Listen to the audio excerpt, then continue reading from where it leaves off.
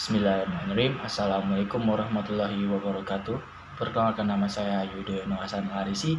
Saya dari kelas C dengan nomor NPM 2132 10589. Pada hari ini saya akan menjelaskan materi yang diberikan oleh Bapak Dr. Asnawi, SPD MPD, dengan judul PUEBI atau bisa disebut dengan Pedoman Umum Ejaan Bahasa Indonesia.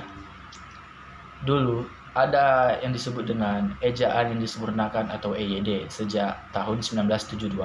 Namun pada 2015 kemudian pemerintah merubah menjadi PUEBI atau Pedoman Umum Ejaan Bahasa Indonesia. Meskipun sudah berjalan beberapa tahun, masih banyak yang belum mengenali pedoman baru penulisan ejaan bahasa Indonesia ini.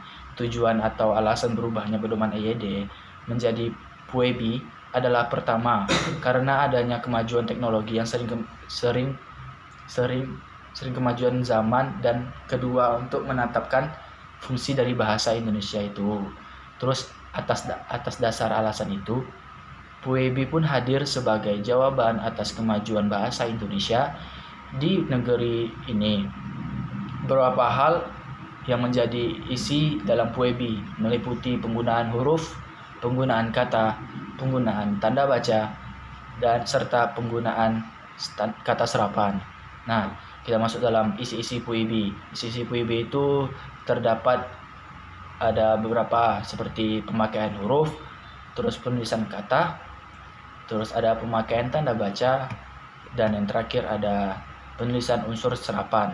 Nah, yang pertama itu ada pemakaian huruf kata, Terus yang pemakaian huruf kata ini ada beberapa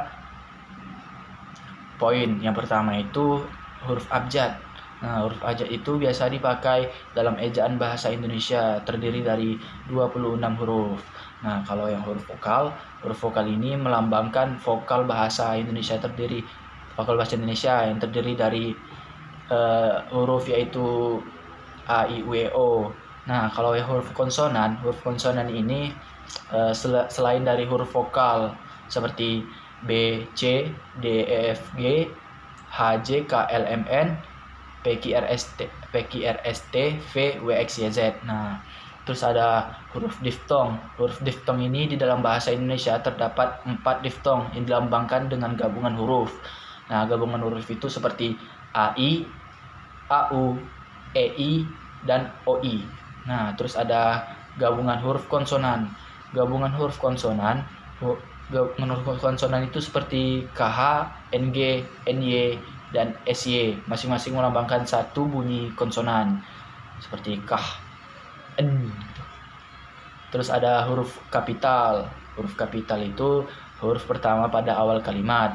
Huruf depan nama julukan yang dipakai pada awal kalimat seperti dalam petikan langsung. Terus ada huruf miring.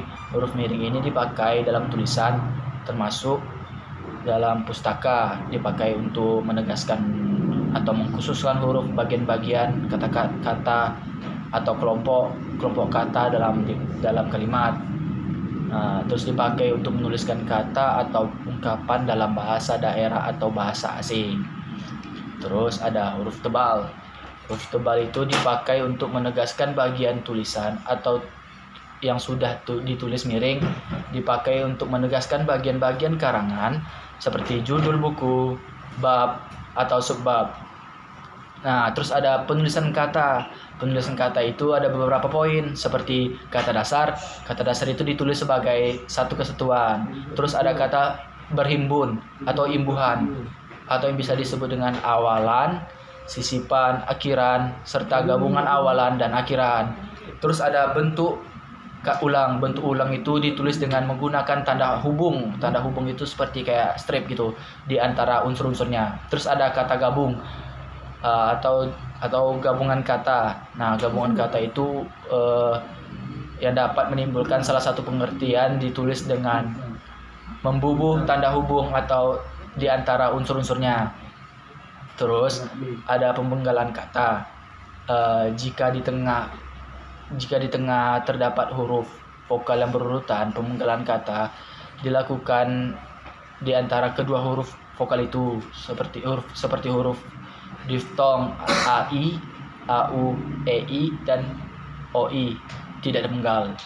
Jika di tengah kata dasar tersebut huruf konsonan termasuk gabungan huruf konsonan di antara dua huruf vokal, pemenggalannya dilakukan sebelum huruf konsonan itu. Nah, terus ada kata depan.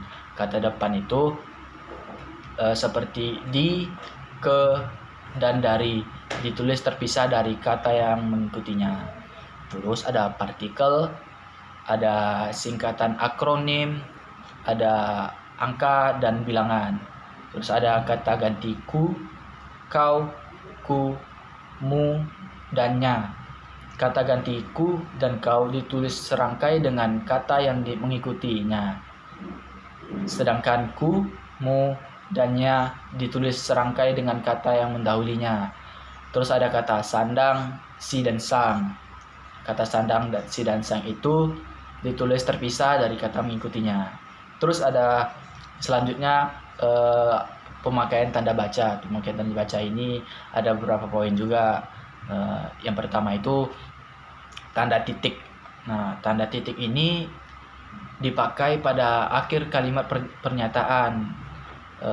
Tanda titik dipakai di belakang angka atau huruf di suatu bagian ikhtisar atau daftar. Nah, terus ada tanda koma. Tanda koma dipakai di antara unsur-unsur dalam pemerincian atau pembilangan.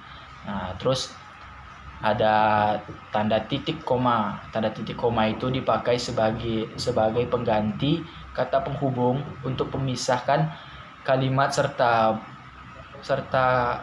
yang satu dari kalimat setara yang lain. Terus ada tanda titik dua. Tanda titik dua itu dipakai pada suatu pernyataan lengkap yang diikuti pemerincian atau penjelasan. Nah, terus ada tanda hubung. Tanda hubung itu dipakai untuk menandai bagian yang terpenggal oleh pergantian baris. Nah, terus ada tanda pisah. Tanda pisah dipakai untuk membatasi penyisipan kata atau kalimat yang memberi penjelasan di luar bagian kalimat. Terus ada tanda tanya. Tanda tanya ini dipakai pada akhir kalimat tanya. Nah, terus ada tanda seru. Tanda seru ini dipakai untuk mengakhiri ungkapan atau pernyataan yang berupa perintah atau ketidakpercayaan atau emosi yang kuat. Nah, terus ada tanda elipsis. Nah, tanda elipsis ini dipakai untuk menunjukkan bahwa suatu kalimat atau kutipan yang ada bagian yang hilang. Terus ada tanda petik. Tanda petik ini dipakai untuk mengapit petikan langsung yang berasal dari pembicaraan, naskah, atau bahan yang tertulis lainnya. Terus ada tanda petik tunggal. Tanda petik tunggal ini dipakai untuk mengapit petikan yang terdapat dalam petikan lainnya. Terus ada tanda kurung. Tanda kurung itu dipakai untuk mengapit tambahan, keterangan atau penjelasan. Nah, dipakai untuk mengapit keterangan atau penjelasan yang bukan bagian kalimat utama. Terus dipakai untuk mengapit huruf atau kata yang keberadaannya di dalam teks dapat dimunculkan atau dihilangkan. Terus ada tanda kurung siku. Tanda kurung siku itu dipakai untuk mengapit huruf, kata, kelompok, atau kata sebagai koreksi tambahan atas kesalahan atau kekurangan dalam naskah asli yang ditulis orang lain. Nah, terus ada tanda garis miring. Tanda garis miring ini dipakai dalam nomor surat, nomor pada alamat, dan penandaan pada masa tahun yang terbagi dalam 2 tahun takwim. Nah, terus ada yang terakhir itu ada tanda penyingkat atau apostrof. Tanda penyingkat yang dipakai untuk menunjukkan penghilangan bagian kata atau bagian angka dalam konteks tertentu. Nah, terus kita lanjut ke bagian terakhir yaitu penulisan unsur serapan.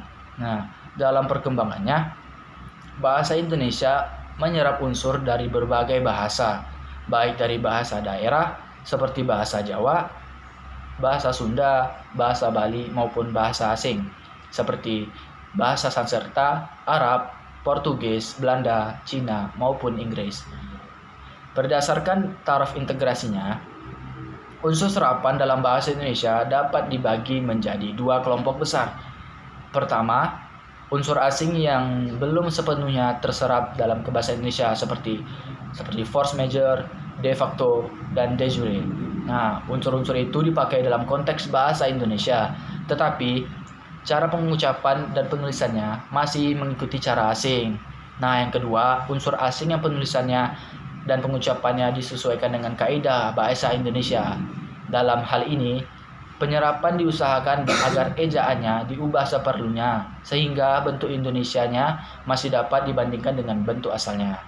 Nah, mungkin sekian dari presentasi yang saya lakukan.